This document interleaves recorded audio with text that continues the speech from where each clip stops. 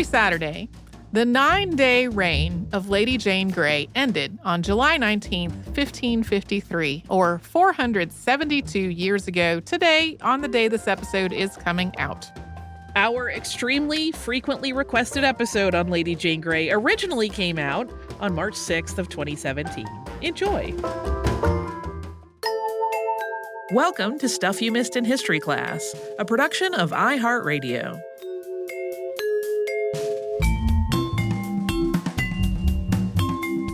Today's topic is a very, very frequent listener request. That's like an understatement. Yeah. You could say very about 12 to 14 more times, and it would still be maybe underselling how much we get this request. Mm-hmm. A lot. And this is Lady Jane Grey, also known as the 9-Day Queen. She came up very briefly in a past episode by Katie and Sarah in their episode Elizabeth I Before She Was Queen. Basically, for an incredibly short time between Edward VI and Mary I, Lady Jane was, at least nominally, the Queen of England and Ireland. But whether she had any right at all to that title is still the subject of dispute. Even today, I found scholars with polar opposite opinions on that. And really, a lot of what goes into this story went on behind closed doors and off the record, so different accounts of it today present incredibly different interpretations of what happened. What we do know is that Lady Jane Grey was born in 1537, but her exact date of birth is unclear. Her birthday is traditionally noted as having taken place in October, the same month as King Edward VI. Her parents were Henry Grey and Lady Frances Brandon. And when Jane was born, Henry Grey was Marquess of Dorset, and he would later become the Duke of Suffolk. And her parents were still pretty young when they had Jane. They had married at the ages of just 15 and 16, and they were only 20 and 21 when she was born. Jane and her sisters were Henry VII's great-granddaughters through their mother Frances, whose mother was Mary Tudor. Mary Tudor was Henry VIII's sister, so this made them Henry VIII's great-nieces. Mary's husband had also been one of Henry VIII's close friends, so on Jane's mother's side, the family was very closely connected to the throne. And the only reason that Frances had not married someone higher up in the nobility was that her father had been married before, so she had a lot of older half-siblings to marry off before they got to her, and just two different biographies that I consulted for this both started with multiple pages of family trees outlining these relationships. So if it was a little confusing, welcome to the club. It is a little confusing.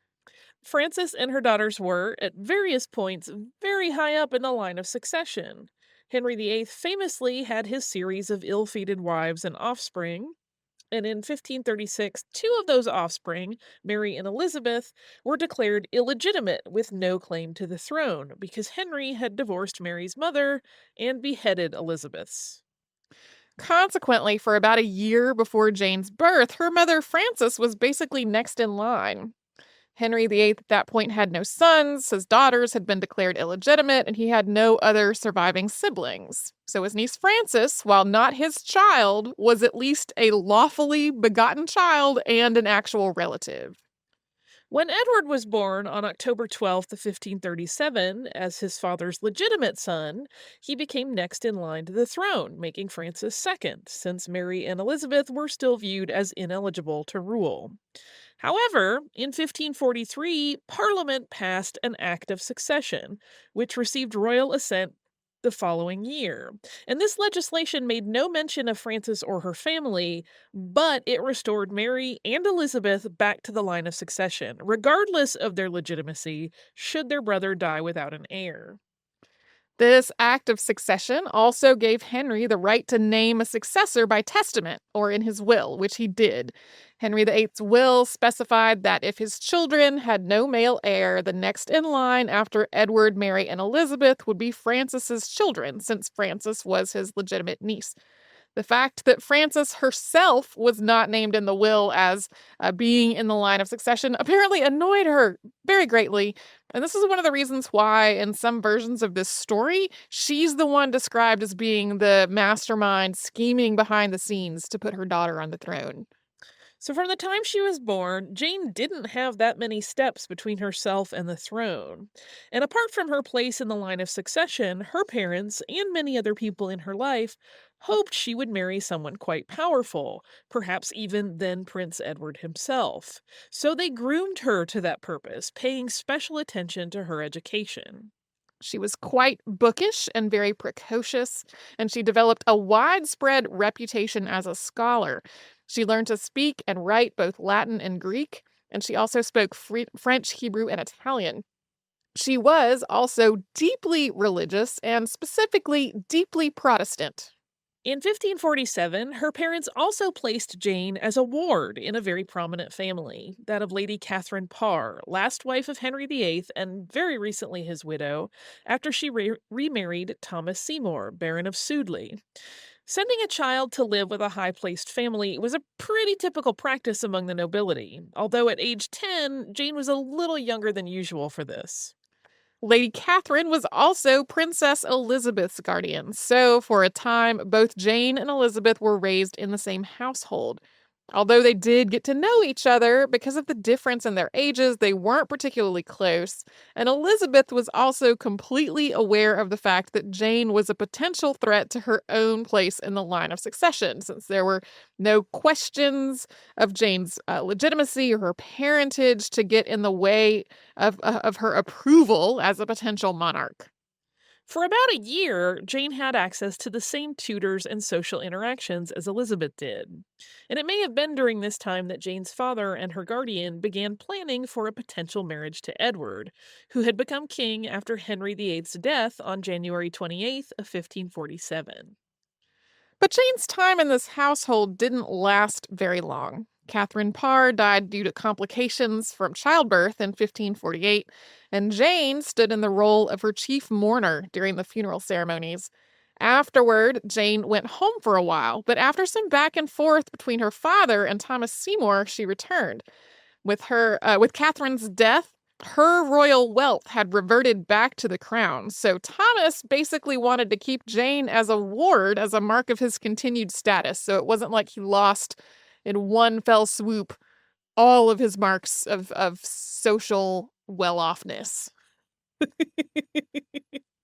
Finally, Jane's father agreed to send her back to Thomas Seymour, but that did not last long either. In 1549, Thomas Seymour was arrested and charged with treason in an alleged plot to kidnap the king and marry Elizabeth himself. He had also, at one point the year before, been found embracing her to much scandal. He was executed on March 20th, and Jane once again went home. In October of 1551, so a couple of years later, Jane's father became the Duke of Suffolk, and this gave Jane a lot more access to the highest echelons of the nobility without needing to be someone else's ward to get there. And from that point, she was often at court, still with a lot of the people around her angling for her to marry the king eventually.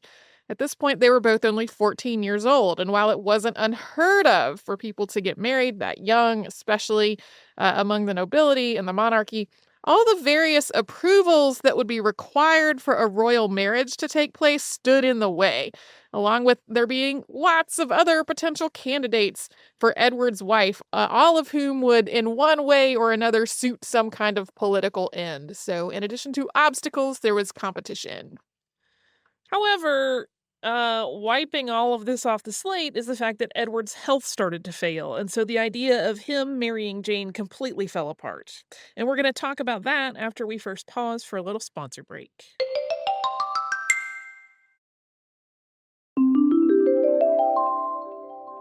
Edward VI had only been 9 years old when his father Henry VIII died, and at first, Edward Seymour, the Duke of Somerset, had been Edward's regent.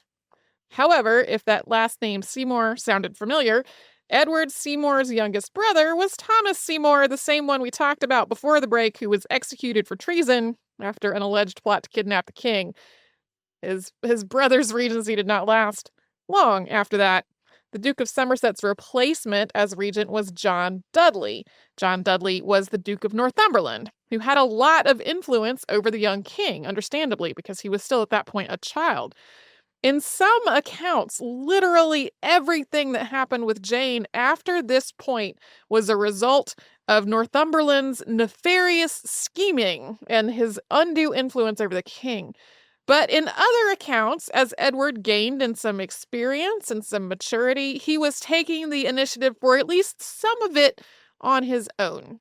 In November of 1552, King Edward VI got sick, and by the following February, people were becoming seriously concerned about how long he was going to live. In the opinion of his doctors, he had tuberculosis, and although he did recover somewhat, it was clear that he was still very ill. As the king's health declined, Northumberland started trying to figure out how to secure his own claim to power, since it was not likely he would have nearly such an advantageous place if Mary or Elizabeth became queen. And this was especially true since if the line of succession proceeded as planned to Mary, he would be basically out because he was a Protestant and she was Catholic. At the same time, Jane, her parents, and the many other interested parties around her abandoned the idea of her marrying this ailing king. Their marrying and his dying soon after, having not produced an heir with Jane, wasn't a risk that any of them were willing to take. It's not entirely clear who first proposed the idea that Jane should marry Lord Guilford Dudley. He was the fourth and only unmarried son of John Dudley, Duke of Northumberland. It may have been Northumberland's scheme to connect the family to somebody who was in the line of succession, albeit not at the top of the list. But there's a whole other school of thought on this, that it was really William Parr, Marquis of Northampton, who initially hatched this plan. William Parr had wealth and property that were at stake, which he would lose if Mary followed Edward on the throne. So according to this theory, Northampton thought that if Jane Grey married Northumberland's son, Northumberland would be more likely to back her own claim to the throne, and that would help Northampton protect his own financial interests. Regardless of whose idea it was, the betrothal of Jane and Guilford was announced on April 28, 1553. On May 25th, at the age of 15, Jane Grey married Lord Guilford Dudley in a triple wedding that made multiple connections among the Dudleys and other families. Guilford Dudley's sister Catherine married Henry Hastings, who was an heir to an earl, and Jane's sister, also named Catherine, married the heir to another earl. Although the king himself was too ill to attend these proceedings, the triple wedding was hugely attended by the English nobility.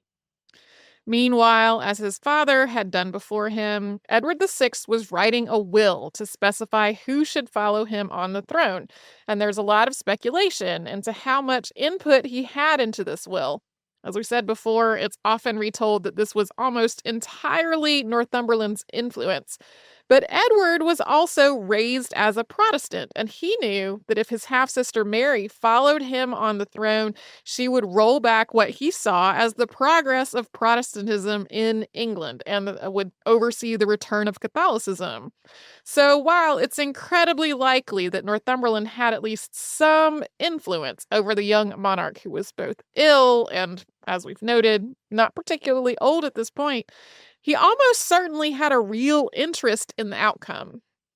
On June 12th, Edward met with lawyers and judges and instructed them to take legal steps to make Jane his heir, skipping over his half-sisters Mary and Elizabeth. He struck through a previous provision in which Frances, Jane's mother, would rule as governor in the absence of male heirs. A patent outlining this new line of succession was signed on June 21st, making it official, at least on paper, that if Edward didn't survive, Jane would be queen. As we mentioned at the top of the show, different accounts take completely different tacks on whether he had any right to do this. Some of them cite the precedent of Henry VIII's own will, which did specify who should follow him on the throne. But that act of succession that had come out in 1543 and 1544 clearly specified that Mary followed Edward in the line of succession. There was also a 1547 Treasons Act that specified that changing the line of succession, as it was outlined in the previous act of succession, was high treason. So, even at the time, in the opinions of some of the judges who were involved in this, the only way that Edward would have the actual authority to name Jane as his successor would be for Parliament to repeal the Act of Succession. He was king, but that did not mean that he was above the law. Edward did, in fact, issue writs to summon Parliament in September of that year, most likely to do that very thing, get rid of the Act of Succession so he would have the legal leeway to name Jane his heir. However, in spite of doctors and healers being called in to try to keep him alive until the Parliament convened, or perhaps because of it, given how many medical treatments of the day were actually quite harmful, Edward died on July 6th of 1553. And in spite of the questionable legality of it all, Jane was named queen. On July 7th, the mayor of London, the city magistrates, and the guard all swore oaths of allegiance to her. Edward's half-sister Mary, however, did not. Even though attempts were made to keep Edward's death a secret until Jane's succession was secure, those attempts were not very successful, and Mary heard about it. Elizabeth presumably did as well, but she stayed out of this whole thing.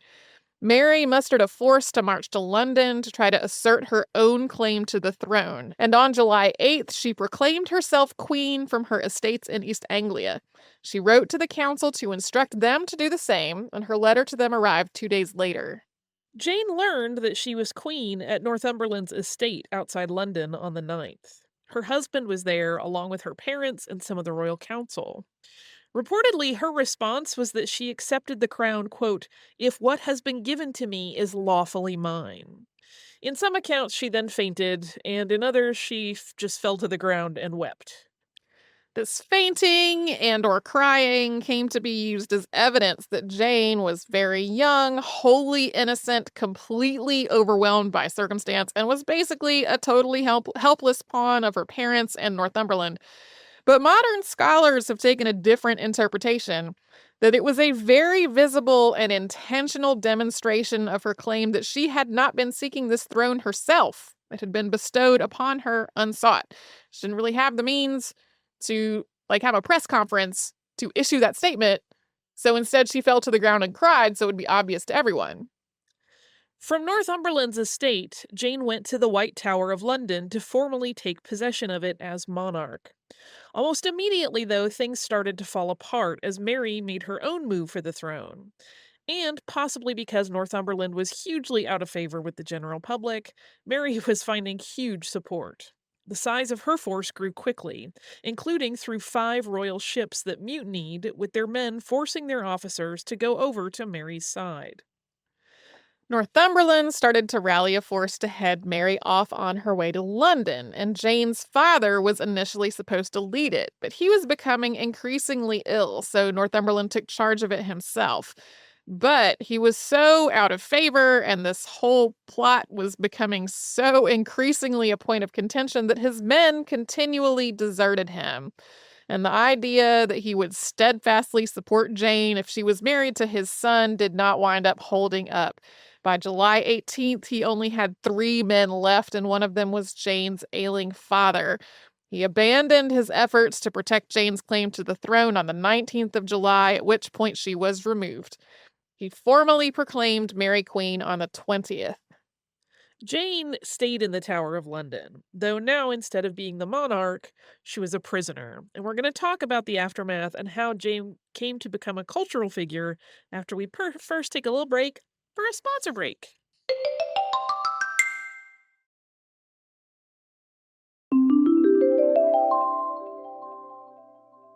Mary I, who would go on to be known as Bloody Mary, formally entered London on August 3rd, 1553. And as the Protestants in this story had feared, she did return Catholicism to the monarchy, and to the country, really. She would later refer to 1553 as her miracle year. Trials for the accused, who were charged with treason for their role in trying to make Jane queen, started on August 18th. By that point, the Duke of Northumberland and many of his sons and supporters had been imprisoned in the Tower since July 25th. All of the accused were convicted, and Northumberland and 2 of his men were sentenced to death. Those executions were carried out on August 22nd. Mary, however, didn't really want Jane to be executed, even though they were on totally opposite sides in terms of religion and in terms of who should be on the throne. And in some accounts, Jane had actually been rude to Mary over her Catholic faith. Mary mostly saw Jane as a pawn and not really that much of a threat. So Jane eventually was allowed some freedom in the tower, including being allowed to walk in the Queen's gardens starting the December after she was imprisoned. However, that changed the following February in 1554. Jane's father joined what came to be known as Thomas Wyatt's rebellion against Mary. And even though they had nothing to do with this rebellion, the fact that it happened and involved Jane's father meant that Jane and her husband were no longer viewed as harmless innocents. They were both beheaded on February 12th of 1554. She was just 16 at the time. Jane's father was beheaded for his role on February 23rd. There are a lot of people who get beheaded in this story. That's why the whole Bloody Mary thing happened. Yep. The beheadings continue long after this story is over. Because of the role of religion in this whole saga and Jane's own steadfast devotion, she wound up being regarded as a Protestant martyr. While she was imprisoned in the tower, she wrote letters to her family in her New Testament and in her prayer book. She wrote to her sister in one of these books, quote, "I have here sent you, good Sister Catherine, a book, which although it be not outwardly trimmed with gold, yet inwardly it is more worth than precious stones. It is the book, dear sister, of the law of the Lord. It is his testament and last will, which he bequeathed unto us wretches, which shall lead you to the path of eternal joy. And if you with a good mind read it, and with an earnest mind do purpose to follow it, it shall bring you to an immortal and everlasting life. It shall teach you to live and learn you to die." Before her death, she sent this New Testament to her sister. And while awaiting her execution, Jane claimed that she had simply accepted the throne that was offered to her. She had not sought it herself, which she did to try to decouple this concept of treasonous from Protestant. Protestant propaganda after her death reiterated the idea that she was wholly innocent and a religious martyr. Once Elizabeth I, a Protestant, became queen, the idea that Jane herself was treacherous mostly faded. Lady Jane Grey became a highly, highly romanticized figure after her death.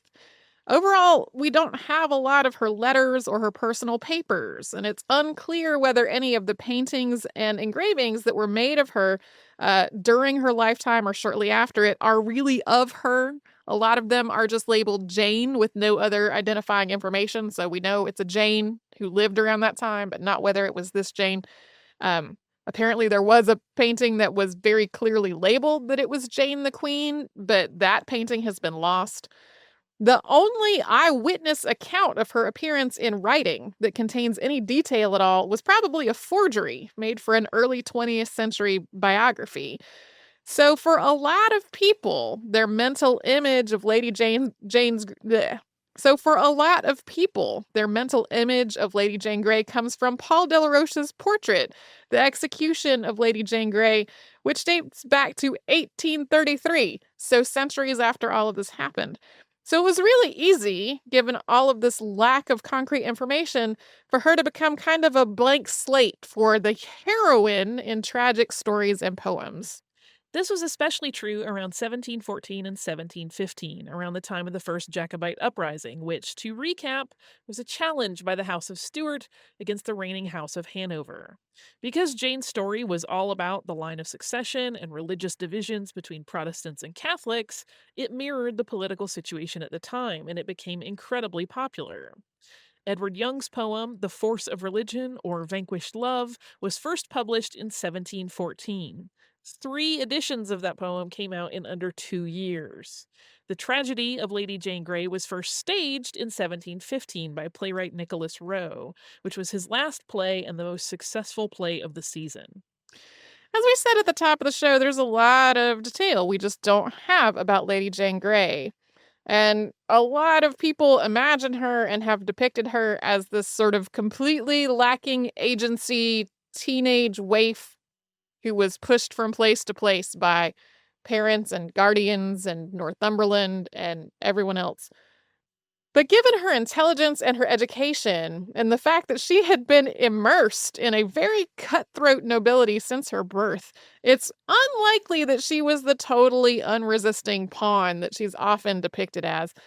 A lot of more contemporary scholars have compared her behavior to other people who were within the nobility and the monarchy, and the ways that they displayed their own sort of cunning efforts to define themselves, and are like, there were a lot of things she didn't have control over, but her continual assertion of her religious faith and the fact that she deliberately did things to try to distance her religion from treason against the monarchy. Like, these were all proactive steps she took for herself that were quite smart, to try to keep the Protestant faith from being tarnished by her role in all of this. Yeah, that whole cutthroat angle of the monarchy and the royal whole morass is why I think I always have a disconnect where I kind of don't get it. Because I feel like, and granted, I'm looking at this from a very modern perspective, but I feel like if I were involved in all of that, I'd be like, that's cool. I don't need to reign. I'm just gonna go over here and have like maybe a little shop and be alive. That sounds fine. Yeah. But yeah, I guess like if you are raised to believe that it is your birthright and that that's the most important thing on earth, you would be more invested in it, unless like a hippie like me that's like, that's cool. Let's just leave this alone. don't need to have any of that.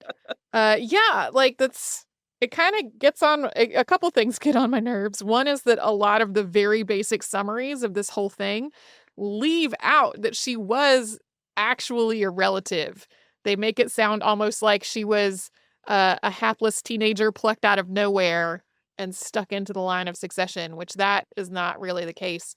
And the other is how many just seem to portray her as a blank slate of parental ambition. Yeah. Who had no say in it, when really we know that she was quite intelligent, and that she corresponded with scholars in Britain and on the continent. Like, she had a lot more going on than just a political pawn for other people to stick somewhere.